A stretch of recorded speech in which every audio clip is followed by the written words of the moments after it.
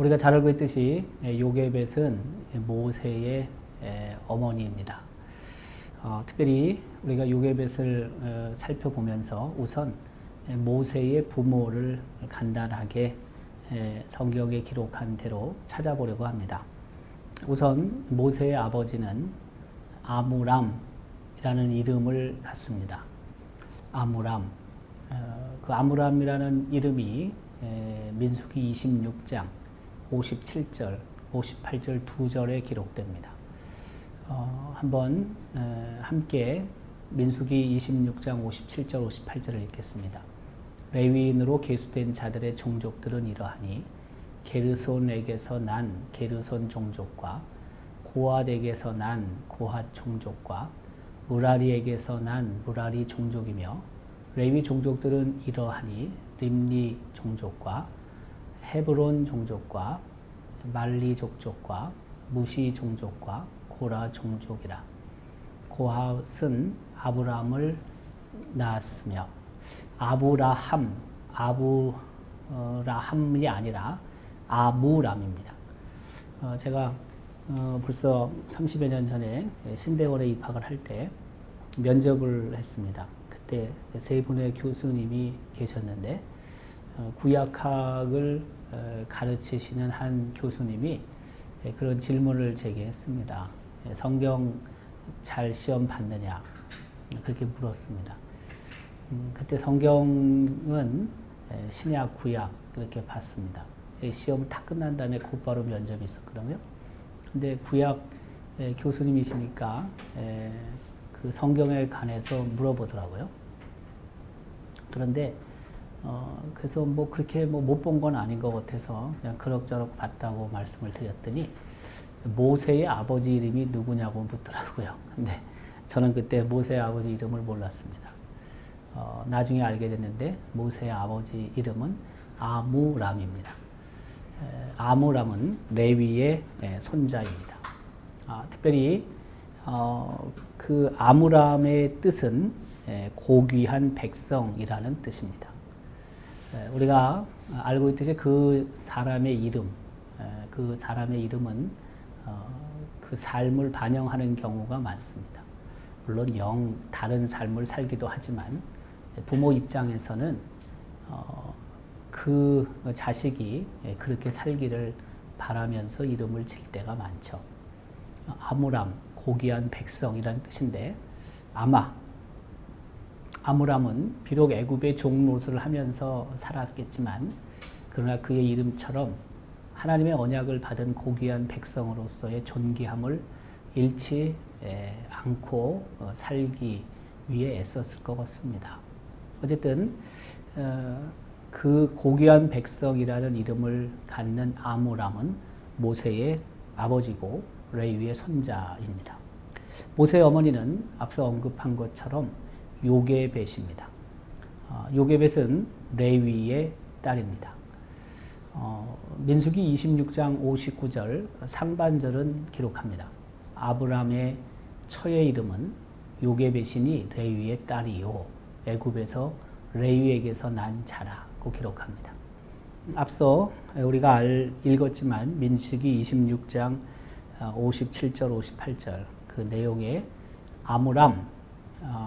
아므람도 역시 그 레위의 아들의 아들이죠. 고핫이잖아요, 아버지가. 그 애굽에서 났죠. 우리가 잘 알지만은 가나안 땅에 흉년이 들었을 때 무려 7년의 흉년이 들잖아요. 그래서 야곱의 아들들이 애굽으로 내려가지 않습니까? 근데 거기서 430년을 사는 거 아닙니까? 그때 야곱의 아들들 중에 레위가 있잖아요. 내려가는 거죠. 그때 그 레위가 거기서 이제 아들들을 낳았다는 거죠. 손자도 당연히 낳겠죠. 손녀도 낳고요. 근데 오늘 민수기 26장 59절 상반절에서는 요게벳이 레위의 딸이다라고 기록하고 그가 애굽에서 출생했다는 것을 밝히고 있습니다.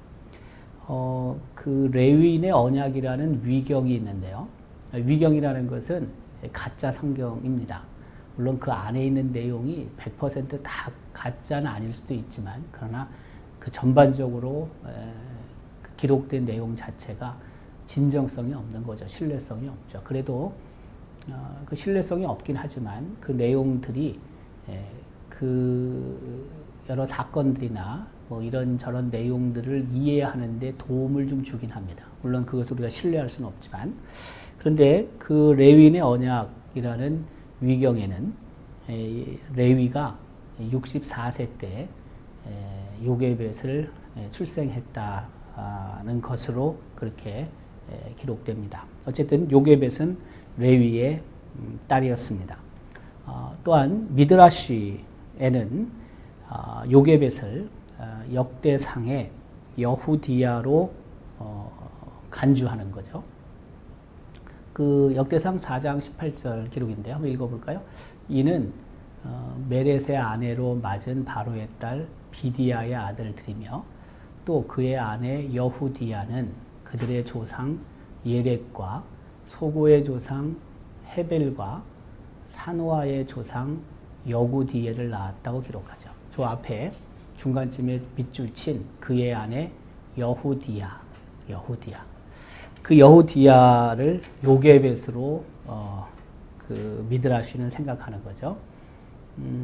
그런데 특별히 더 중요한 것은 뭐냐면 그 요게벳을 미드라시에서는 최초의 여성 유대인으로 주장한다는 것입니다. 뭐 그런 뭐 이유가 있든 없든 어쨌든 그것은 미드라시의 주장이니까 말씀입니다.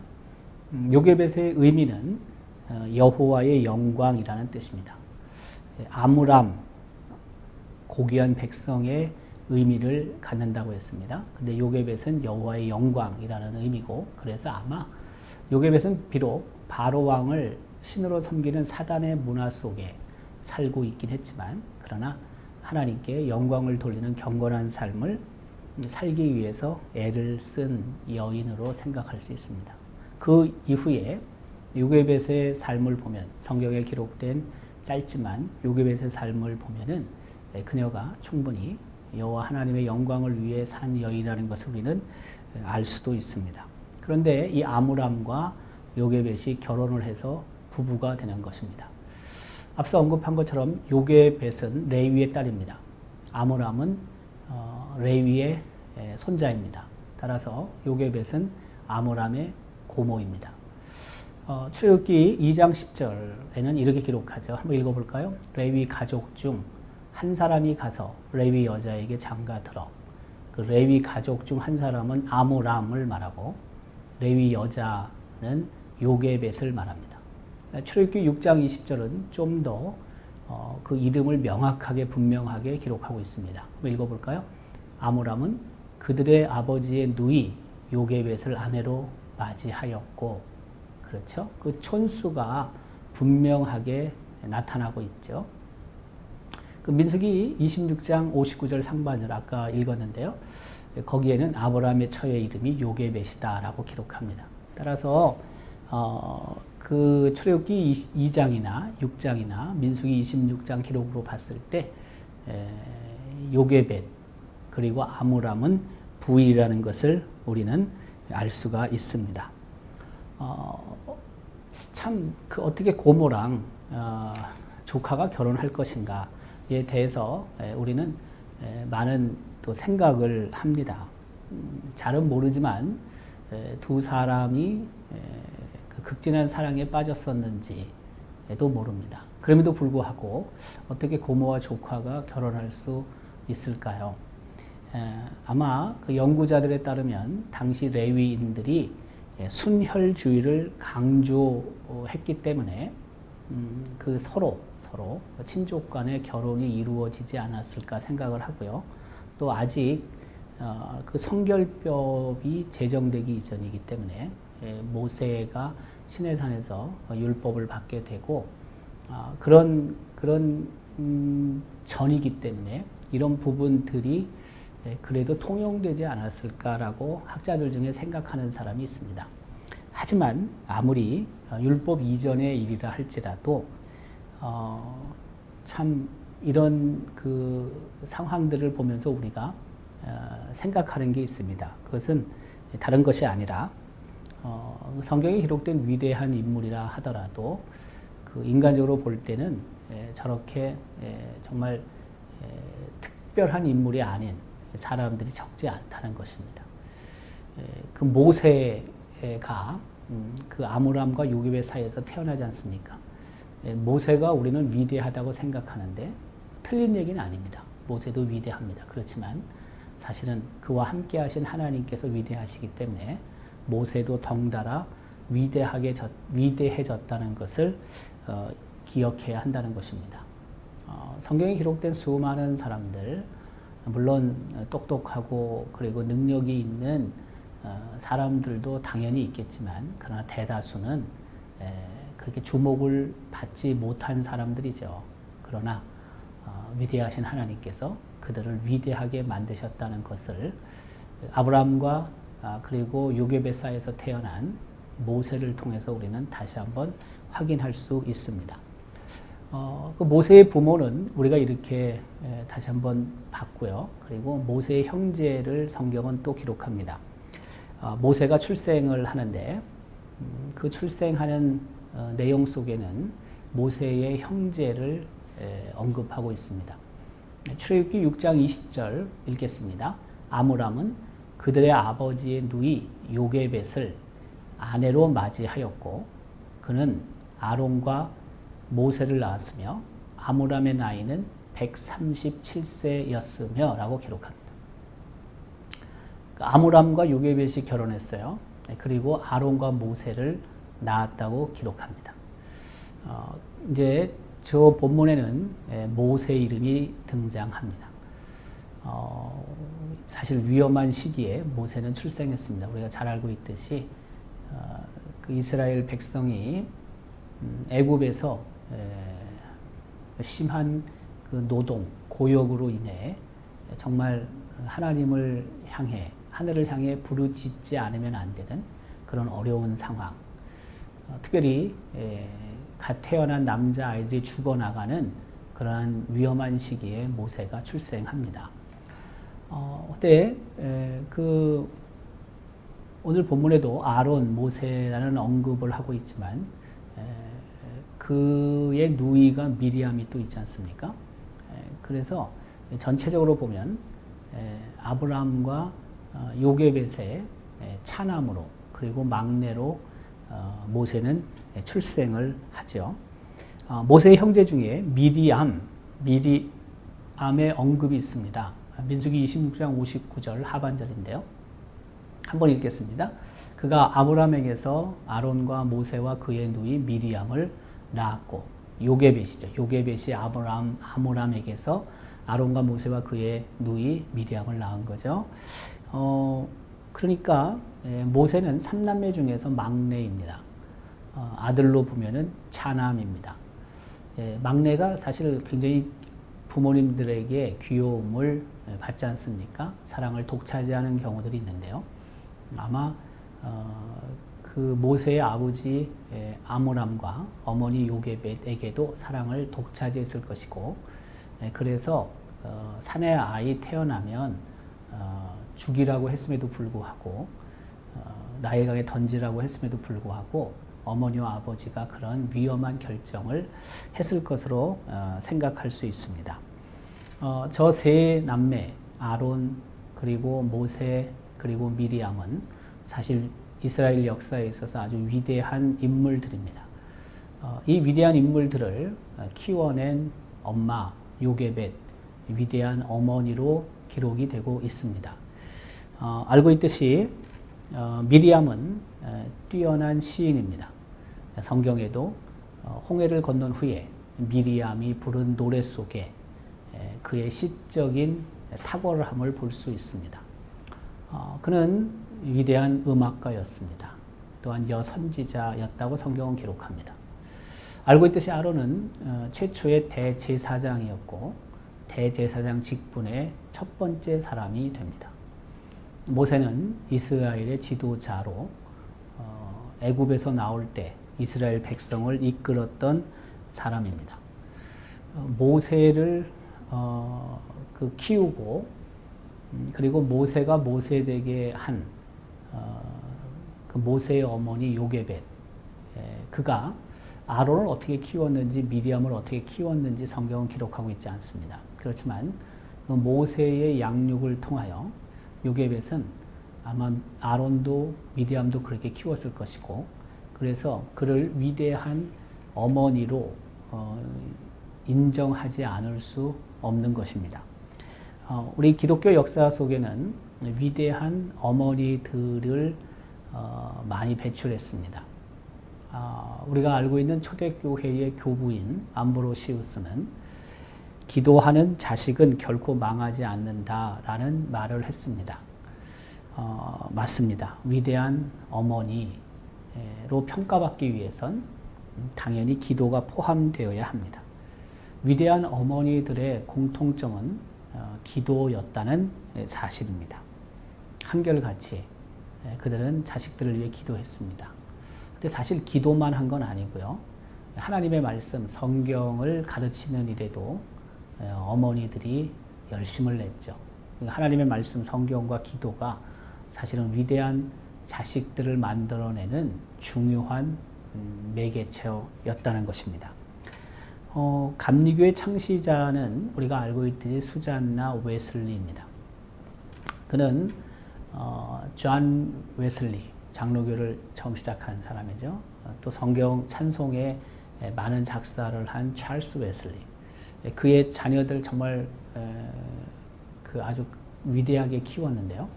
그 수잔나는 자녀들을 집에서 가르칠 때 정말 독특한 교육 방법을 가지고 가르쳤죠.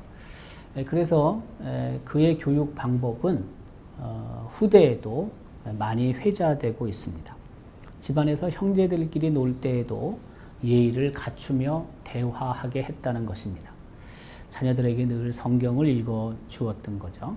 뭐 기도는 말할 것도 없고요. 우리가 잘 알고 있는 록펠러의 어머니 이름은 엘리자 데이비스인데요. 그 엘리자 데이비스는 자녀들에게 철저한 11조 생활을 가르쳤다는 거죠. 그래서 이 록펠러는 6살 때 처음으로 하나님께 10의 1조를 드렸다는 거 아닙니까? 어쨌든 록펠러는 세계 최대의 부호가 되었습니다. 너무나 잘 알고 있는 어거스틴의 어머니는 모니카죠. 그 모니카가 자기의 아들 어거스틴이 어려서부터 성경을 외우고 기도하는 습관을 길러주은 거죠. 물론 어거스틴은 방탕한 생활을 합니다. 그렇지만 결국에는 돌아오게 되고 회심하게 되죠. 그래서 그가 회심하면서 쓴 책이 고백론 아닙니까? 그 유명한. 그 끊임없는 엄마의 기도 그리고 기다림, 그것이 결국에는 어거스틴을 회심시켰고 그리고 돌아오게 했고 위대한 교회 역사의 그 인물이 되게 했습니다. 우리는 링컨 대통령을 잘 압니다. 링컨 대통령의 어머니 이름이 낸시 행크스입니다. 어려서부터 성경을 쉽게 풀어서 자녀들에게 가르쳐서 믿음을 갖게 한 어머니로 알려져 있습니다. 그 링컨이 많은 낙방을 하죠. 어려움에 있었죠. 그러나 좌절하지 않고 끝까지 도전해서 미국뿐만이 아니라 세계 역사에서 위대한 지도자, 대통령이 된 이유는 바로 이 어머니의 기도와 어머니의 성경 공부가 있었다는 것입니다. 아프리카의 성자 슈바이처 선교사 슈바이처 박사의 어머니 이름은 아델레입니다. 그는 세상에서 돈보다 소중한 것이 성경이라고 자식에게 늘 말했다는 것입니다. 늘 너는 할 수 있다라고 말을 했고, 그리고 늘 기도로 자녀의 미래를 열어준 어머니로 기억되고 있습니다. 대지의 작가 펄벅의 어머니는 캐롤라인입니다. 그는 어려운 시절 중국 선교사의 아내였고, 그 어려운 환경 속에서도 긍정적이고 밝은 마음의 태도를 보였고, 또 그의 믿음의 삶은 펄벅에게 큰 영향을 주었습니다. 그 요게벳의 3남매 아론, 그리고 미리암, 그리고 모세, 위대한 인물로 요게벳이 키웠듯이 기독교 역사에 있어서는 하나님의 말씀과 그리고 기도로 자식들을 위대하게 키운 부모들이 참 많습니다. 오늘날 사실 자식 키우는 것이 대단히 어려운 문제이긴 하지만 그럼에도 불구하고 필수적으로 반드시 다른 것 못해도 해야 될 두 가지, 기도하고 성경을 읽는 일, 성경을 가르치는 일, 그 일은 포기해서는 안 된다는 것입니다. 우리는 그 모세의 가정에 정말 어려움이 찾아왔음을 성경을 통해 잘 압니다. 그것은 다른 것이 아니라 바로가 어린 아이 중에서도 남자 아이를 학살하라는 명령을 내린 것입니다. 남아를 죽여라. 남자 아기를 죽여라는 것입니다. 그 출애굽기 1장 16절 이렇게 기록하죠. 이르되 너희는 히브리 여인을 위하여 해산을 도울 때에 산파들에게 말하는 것입니다. 그 자리를 살펴서 아들이거든 그를 죽이고 딸이거든 살려두라고 바로 왕이 히브리 산파에게 말합니다. 그러나 20절 기록에 의하면 하나님께서 그 산파들에게 은혜를 베푸셨습니다. 그래서 이스라엘 백성이 번성하고 매우 강해지게 됩니다. 그러다 보니까 다시 너무 수가 불어나다 보니까 또 다른 명령을 바로 왕은 내립니다. 그것은 다른 것이 아니라 남자 아기를 나일강에 던지라는 것입니다. 그 사실 남아 학살의 이유는 다른 데 있지 않습니다. 우리가 너무나 잘 알고 있듯이 그 이스라엘 그 후손이 자손들이 너무 많이 생겨났기 때문에 그렇습니다. 그 세번역 성경 출애굽기 1장 7절부터 10절은 저렇게 기록합니다. 7절에 그러나 이스라엘 자손은 자녀를 많이 낳고 번성하여 그 수가 불어나고 세력도 커졌으며 마침내 그 땅에 가득 퍼졌습니다. 그러다 보니까 9절에 그 바로 왕이 겁이 생긴 거죠. 겁이 난 겁니다. 이 백성 곧 이스라엘 자손이 우리보다 수도 많고 힘도 강하다. 10절에 이어집니다. 그들의 수가 더욱 불어날 것이고 또 전쟁이라도 일어나는 날에는 그들이 우리의 원수들과 합세하여 우리를 치고 이 땅에서 떠나갈 것이다. 두려움이 생긴 것입니다. 혹시라도 그 이스라엘 백성 히브리 민족에게 애굽이 어려움을 당하지는 않을까 그런 염려를 갖게 되는 거죠. 그래서 이스라엘 자손 중에서 남자 아기가 태어나면 죽이라고 산파에게 말했던 것입니다. 하지만 계속 불어났습니다. 그래서 바로는 또 다른 명령을 하게 되는 겁니다. 그 명령은 다른 것이 아니라 남자 아기를 나일강에 던지라는 것입니다. 출애굽기 1장 22절은 그가 이렇게 명령했음을 알 수 있습니다. 그러므로 바로가 그의 모든 백성에게 명령하여 이르되 아들이 태어나거든 너희는 그를 나일강에 던지고 딸이거든 살려두라 하였더라.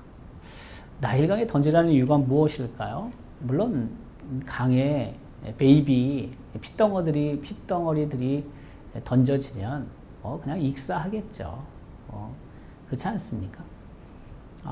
근데 사실은 물론 물속에 던져져서 아이들이 익사하는 것도 있지만 그 나일강에는 당시 최상위 포식자인 나일 악어가 살고 있었다는 것입니다.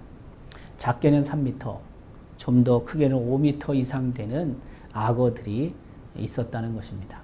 따라서 나일강에 베이비들이 던져지게 되면 그럼 뭐 말할 것도 없는 거죠. 그냥 죽는 것입니다. 이런 명령이 내려진 시대적인 환경 속에서 사실 어떻게 보면 최악의 경우죠. 남자 아기가 태어나는 그런 상황은 최악의 경우입니다. 이런 상황에서 모세가 출생하는 것입니다. 그런데 성경은 모세의 출생에 대해서 어머니의 믿음으로 태어났다라는 사실을 분명하게 밝히고 있습니다. 히브리서 11장을 보통 믿음의 장이라고 말합니다. 그 히브리서 11장에는 구약 성경에 기록된 수많은 믿음의 선배들을 기록하고 있습니다. 히브리서 11장 23절 상반절은 이렇게 기록합니다. 믿음으로 모세가 났을 때에 라고 기록합니다. 믿음으로 모세가 났을 때에 그런데 사실은 조금 어순을 바꿀 필요가 있습니다. 그게 뭐냐면 모세가 났을 때에 그게 앞으로 가는 것입니다. 모세가 났을 때 믿음으로 그 부모가, 다시 말하면 부모가 믿음이 있었다는 것입니다. 좀 더 우리가 이 히브리서 11장 23절을 깊이 생각하면 모세가 태어났을 때 믿음으로 그 부모가 라는 의미는 부모는 믿음으로, 그렇죠? 모세의 부모 아므람과 요게벳은 믿음으로 모세를 출생했다, 그런 뜻입니다. 믿음이 없었다면 부모는 모세를 이 땅에 태어나게 할 수 없었다는 뜻입니다. 다시 말해서 히브리서 11장 23절 상반절은 모세의 부모 아므람과 요게벳의 믿음을 칭찬하는 내용입니다. 그냥 우리가 단순하게 성경에 기록된 히브리서 11장 23절 상반절 믿음으로 모세가 났을 때 이러면 마치 모세가 믿음을 갖고, 그렇죠? 모세의 믿음으로 모세가 출생한 것 같이 생각이 되지만 실제는 그게 아니라는 것입니다. 하긴 그렇습니다. 여러분, 뱃속에서 아기가 태어나는데 그 태어나는 것이 모세의 믿음으로 태어나는 것입니까? 그건 좀 뭔가 어폐가 있잖아요. 지금 아무것도 못하는 모세인데, 그렇잖아요. 완전히 그냥 유아 아니에요. 유아. 영아죠, 영아. 그냥 무슨 믿음으로 자기가 스스로 결정해서 태어나겠습니까? 그건 아니잖아요. 그러니까 저 히브리서 11장 그 23절 상반절은 모세의 엄마 아버지가 정말 믿음이 좋았다. 왜요? 남아는 죽여야 되고 남자 아기는 나일강에 던져져야 됨에도 불구하고 그 사실을 아는데 요게벳과 아므람은 믿음으로 요셉을 그 출산하게 됐다는 뜻이에요. 그래서 그 부모의 믿음이 너무 좋다라는 의미가 저 속에는 포함되어 있다고 할 수 있습니다. 다시 말하면 그 부모는 하나님을 경외하는 믿음을 갖고 있었다는 뜻입니다. 바로의 명령이 아무리 준엄하다 할지라도, 아무리 두렵다 할지라도 그들에게는 믿음이 있었다는 것입니다. 그 잉태를 하고 그리고 그 아이가 엄마 뱃속에서 자라지 않습니까? 요게벳의 뱃속에서 자라게 되는데요. 그 엄마 요게벳은 오직 하나님의 기준으로 판단을 한 것입니다. 유산하지도 않았고요. 또 다 자라서 이 세상에 나왔을 때 그 아기를 나일강에 던지지도 않았죠. 그 생명의 소중함, 고귀함, 요게벳은 믿음을 가지고 하나님의 기준, 그 기준을 가지고 견뎠던 것입니다. 하나님의 선하신 뜻에 자신과 아들의 생명을 온전히 맡겼다고 볼 수 있습니다. 사실 밝혀지면 그 베이비 모세만 죽는 게 아니겠죠. 그 왕의 명령을 어긴 아버지와 어머니, 온 가족이 위험한 지경에 빠질 수 있지 않겠습니까? 따라서 그 모세를 잉태한 후에 아기가 계속해서 뱃속에서 자라고 또 출산하는 것, 그것은 굉장한 용기가 있어야 되는 것이고, 또한 그 하나님께 맡기지 않고서는 결코 그렇게 할 수 없는 일이라고 할 수 있습니다. 그런데 모세가 태어났을 때 그가 아름다웠다라고 성경은 기록합니다. 사도행전 7장 20절 상반절에는 스데반 집사가 설교하는 내용 중에 모세를 언급합니다. 사도행전 7장 20절 상반절을 함께 읽겠습니다. 그때에 모세가 났는데 하나님 보시기에 아름다운지라.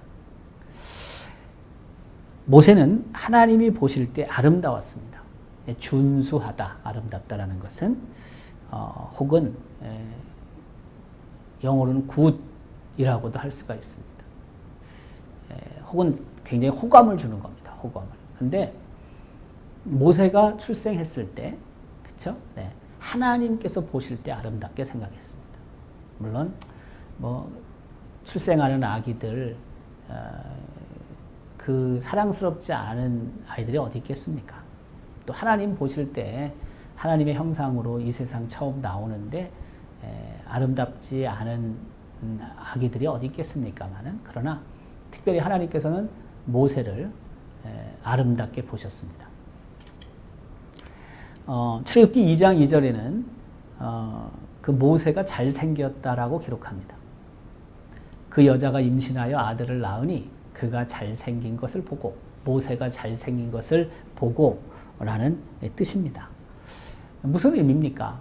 어떻게 보면 모세는 좀 특별났다 라고 생각할 수도 있습니다. 또 한편으로는 모세의 어머니, 모세의 아버지가 그런 믿음을 갖고 있었기 때문에 태어난 아기 모세를 특별하게 보았다라고도 할 수 있습니다. 어쨌든 중요한 사실은 그 어려운 환경, 학살의 명령이 있는 그런 위험한 조건 속에서 모세는 이 세상에 태어났고 그리고 모세를 통해서 하나님의 구원 역사가 이제 이루어지기 시작한다는 것입니다. 여러분 잘 생각해 보십시오. 모세의 동년배들, 모세의 일정한 기간 동안 애굽에서 출생한 남자 아기는 없습니다. 그렇지 않습니까? 다 죽는 겁니다. 죽어야 됩니다. 그러니까 그 기간이 1년이 됐든 2년이 됐든 3년이 됐든 제가 생각할 때는 이스라엘 백성이 계속해서 번성하기 때문에 짧은 기간 동안 남자 아기를 죽이라고 명령했을 것 같지는 않습니다. 성경에 그 기간이 정확하게 어느 정도 되는지를 기록하고 있지 않기 때문에 잘 모르지만 그러나 아마 일정한 기간 동안 남자 아기들 씨를 말렸을 것입니다.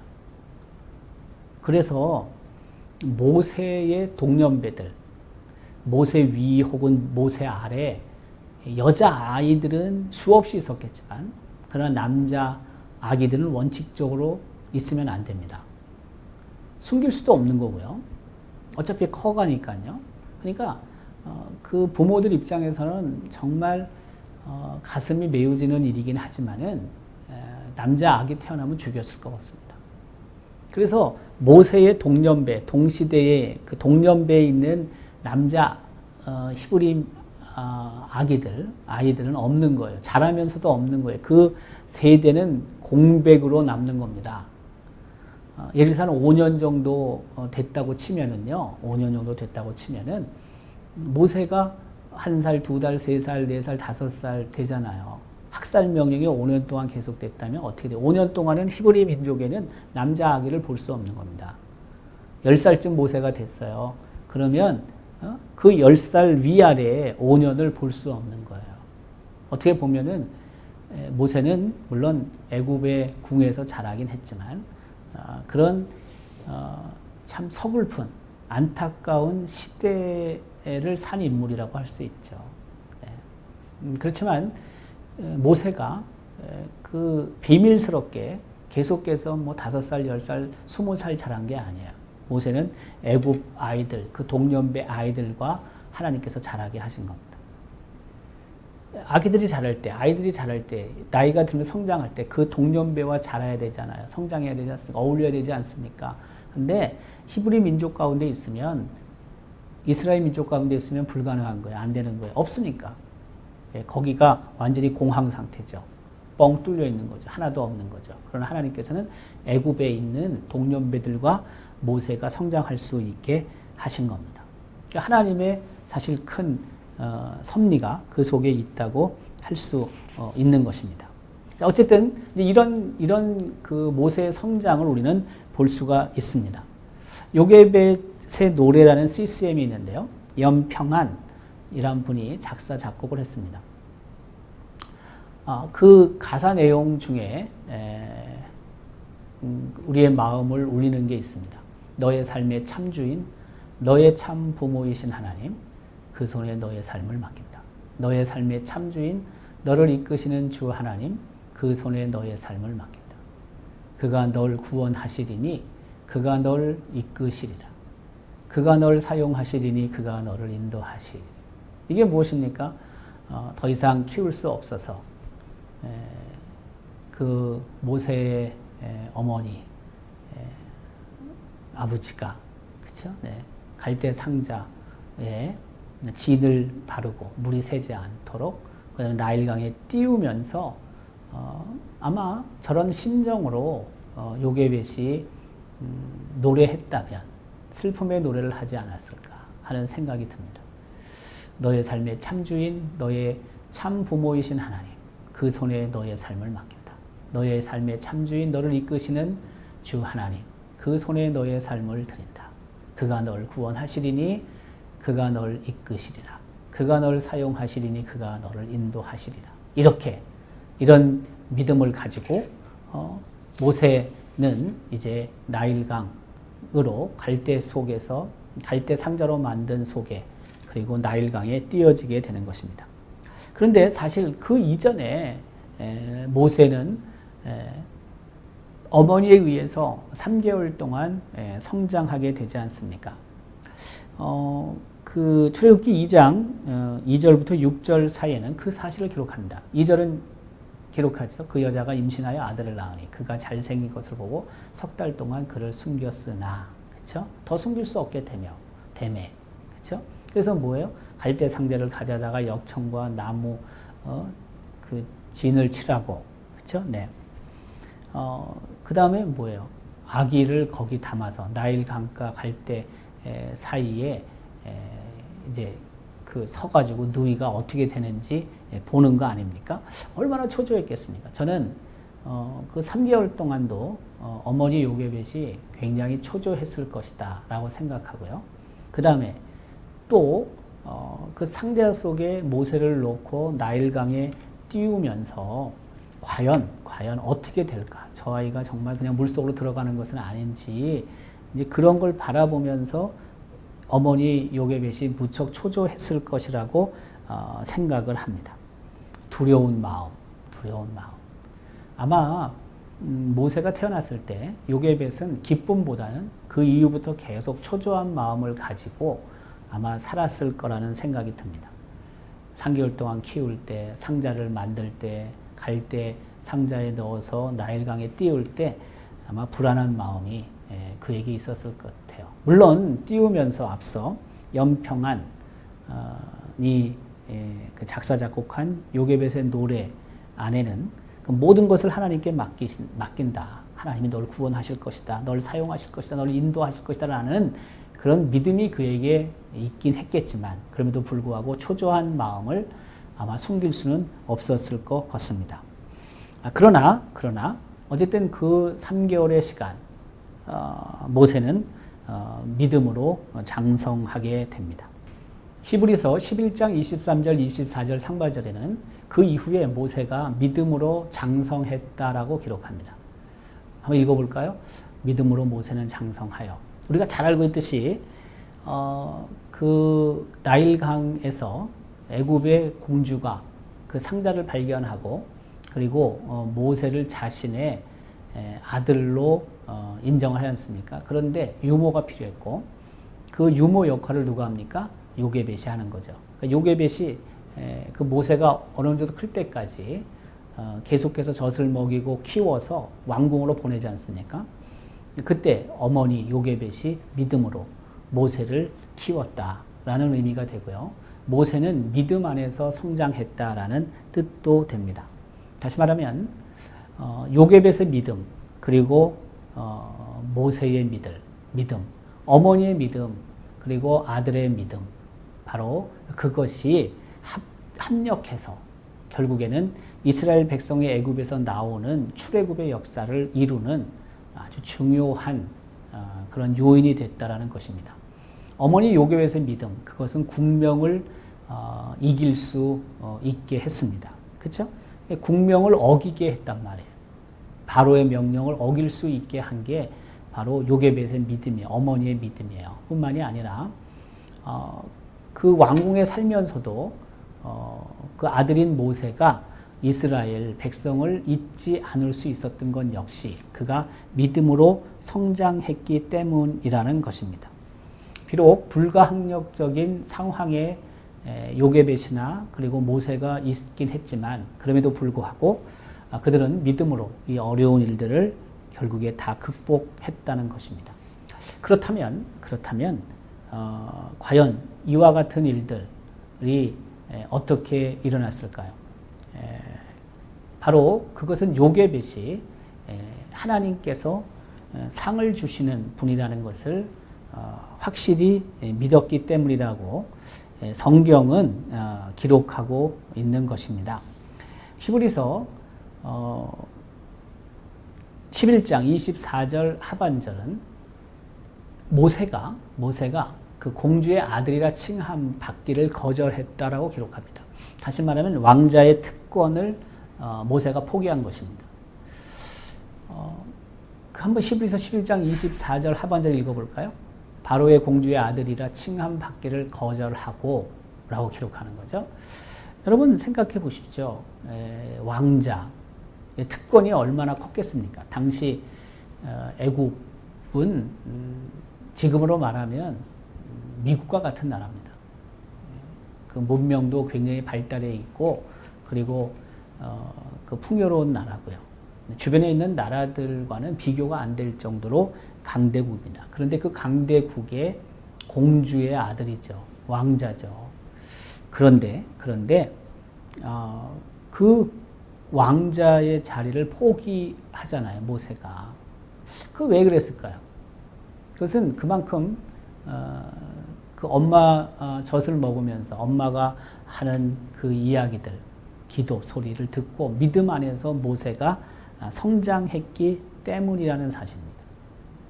엄마의 그런 믿음의 이야기와 또한 하나님에 관한 이야기와 그리고 기도가 없었다면 모세는 당연히 애굽의 왕자 그 특권을 포기할 수가 없습니다. 오늘날 보십시오. 많은 젊은이들이 세상의 특권들을 유지하기 위해 혹은 세상의 특권을 얻기 위하여 교회를 떠납니다. 믿음을 저버리는 경우가 얼마나 많습니까? 왜 교회를 떠납니까? 왜 하나님을 멀리합니까? 이웃은 세상이 주는 특권을 소유하고자 하기 때문입니다. 그 특권을 놓치고 싶지 않기 때문입니다. 최고의 국가, 애굽의 왕자, 그것을 여러분 그렇게 쉽게 포기할 수 있을 거라고 생각하십니까? 아니요. 지금 오늘날 애굽의 왕자, 그 정도의 특권을 우리가 누릴 수 있을까요? 아니요. 그걸 누릴 수 있는 사람은 정말 작습니다. 극소수입니다. 근데 모세는 그렇게 했습니다. 이유는 하늘나라의 상을 그가 바라봤기 때문이라는 사실입니다. 두 번째는 요게벳의 그 믿음의 훈련, 그런 것들이 모세로 하여금 이스라엘 백성과 함께 고난을 받게 만들었다는 것입니다. 고난은 누구나 싫어합니다. 그러나 믿음이 있는 자는 하나님의 백성과 함께 고난받을 준비가 되어 있는 것입니다. 하나님의 백성과 고난받는 것을 그 세상의 많은 것들을 누리는 것보다 더 모세가 좋아한 거죠. 히브리서 11장 25절 한번 읽어볼까요? 도리어 하나님의 백성과 함께 고난받기를 잠시 죄악의 낙을 누리는 것보다 더 좋아했다. 누구의 역할이 컸을까요? 당연히 어머니 요게벳의 역할이 컸다는 것입니다. 하나님의 백성이 고난을 당할 때 자신을 호의호식하는 것이 아니라 그 하나님의 백성과 함께 고난받는 것을 더 즐겨 했다는 모세. 그 출발점은 바로 어머니에 안겨서 모세가 하나님을 듣고 말씀을 듣고 기도 소리를 듣고 자랐기 때문이라는 사실입니다.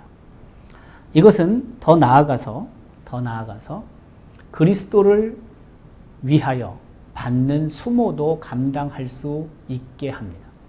히브리서 11장 26절에 또다시 이렇게 언급합니다. 읽어볼까요? 그리스도를 위하여 받는 수모를 애굽의 모든 보화보다 더 큰 재물로 여겼다고 기록합니다. 예수 그리스도 때문에 당하는 그런 고난, 그것이 이 세상의 보화나 재물보다 훨씬 더 가치 있다라고 모세는 생각한 겁니다. 물론 모세 시대에 예수 그리스도 아직 출생하지 않았습니다.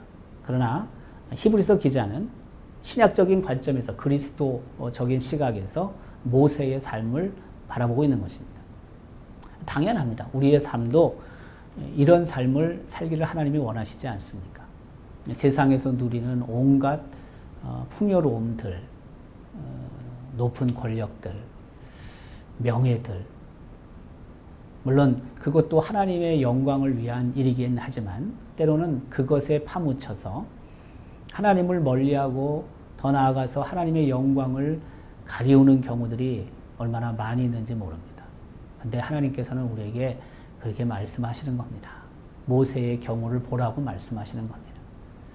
세상의 모든 보화나 더 큰 재물, 그것보다 오히려 예수 그리스도를 위해서 당하는 고난이 훨씬 의미가 있고 소중하고 가치가 있다는 사실을 잊지 말라는 것입니다.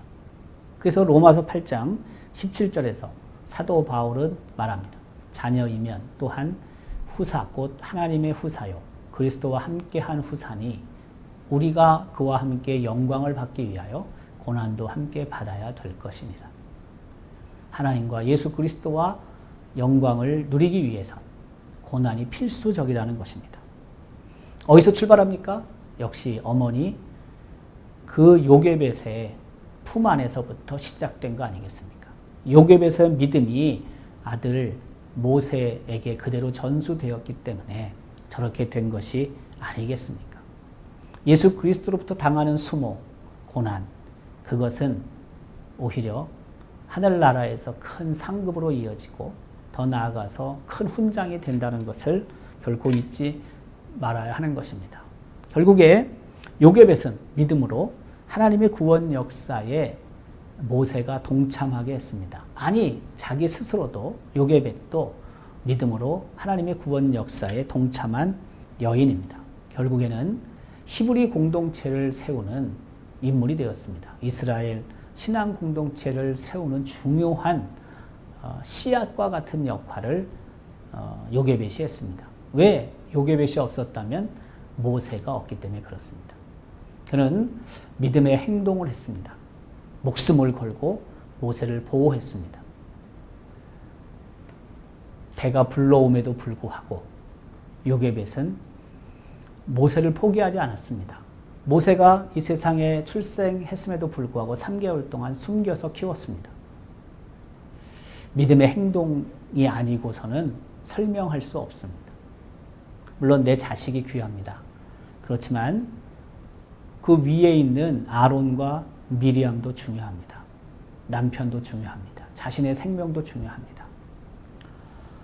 걸리면 발각이 되면 다 죽습니다. 요게벳의 행동은 목숨을 걸고 한 행동입니다. 그것이 히브리 공동체를 세우는 아주 중요한 기초가 되었다는 것입니다. 두 번째는 요게벳이 믿음으로 아들 모세를 교육시켰다는 것입니다. 모세만 믿음으로 교육시켰을까요? 아니요. 그 이전에 자유롭게 사내 아이가 태어나도 그런 죽이라는 학살 명령이 내려지기 전에 태어난 아론도, 그리고 모세의 누이인 미리암도 여자 아닙니까? 다 그렇게 믿음으로 키웠을 것입니다. 아론과 모세와 미리암을 믿음으로 양육한 어머니 요게벳. 이 셋을 통해 이스라엘 백성은 애굽에서 나와 광야 생활하는 동안 그 히브리 신앙 공동체의 틀을 조금씩 잡아가는 거 아닙니까? 이 세 사람이 각 부분에서 중요한 역할을 하지 않습니까? 그 역할, 리더십을 발휘하지 않습니까? 믿음의 교육이 없었다면 히브리 공동체가 그렇게 초기부터 틀을 갖추며 그리고 가나안 땅에 입성하기 전까지 전열을 갖추어서 가나안을 정복하는 일이 어려웠을지도 모릅니다. 하나님께서 이 세 사람을 택하셔서 그렇게 사용하셨지만 그러나 택하기 전에 어머니 요게벳의 믿음의 교육이 아주 중요한 역할을 했다는 것입니다. 오늘 우리는 그 요괴벳에 대해 함께 나누었습니다. 사실 뭐 어머니 요괴벳을 얘기하는 것만은 아니고요. 우리 부모의 그런 자녀를 교육하고 양육하고 또한 가정에서 생활하고 사회에서 직장에서 사업터에서 생활하는 그런 모든 부모님들의 그런 간절한 소원을 또한 하기를 원하는 그런 내용들을 품고 있다고 할 수 있습니다. 우리 부모님들의 삶이 아무리 고단해도 모세의 어머니 요게벳의 그런 믿음과 또한 삶을 생각하면서 믿음으로 우리 자녀들을 잘 양육해 다음 세대, 이 나라와 민족 그리고 세계 열방뿐만이 아니라 우리의 교회, 우리 가정을 새롭게 만들어가는 우리 자녀들을 키워가는 우리 부모들의 삶과 믿음이 될 수 있기를 주님의 이름으로 기원합니다. 하나님 참 감사합니다. 11번째 성경 인물 아카데미 시간 요게벳을 나누었습니다. 요게벳은 믿음으로 행동했습니다. 목숨, 생명, 전 가족의 그런 생명이 날아갈 수도 있던데 믿음으로 행동하고 모세를 키웠습니다. 뿐만이 아니라 믿음으로 세 아이를 양육했습니다. 이스라엘의 각 부분의 지도자가 됐습니다. 우리 부모님들이 삶을 살아가며 때때로 고단하고 또 지치고 또 고난을 당할 때가 있지만 그러나 우리 사랑하는 아이들 요게벳처럼 믿음으로 행동하고 믿음으로 양육하여 앞으로 교회와 또한 사회와 국가와 민족과 세계 열방을 위해서 있는 자리에서 그 역할을 감당할 수 있는 우리 자녀들로 성장할 수 있게 하여 주옵소서. 특별히 가정의 달을 맞습니다. 우리 가정에 평강과 기쁨을 주시기 원합니다. 우리 자녀들이 이렇게 믿음 안에서 잘 성장하고 말씀에서 잘 성장하여 앞으로 하나님의 귀한 도구로 사용되게 하여 주옵소서. 감사합니다. 예수님의 이름으로 기도드리옵나이다. 아멘.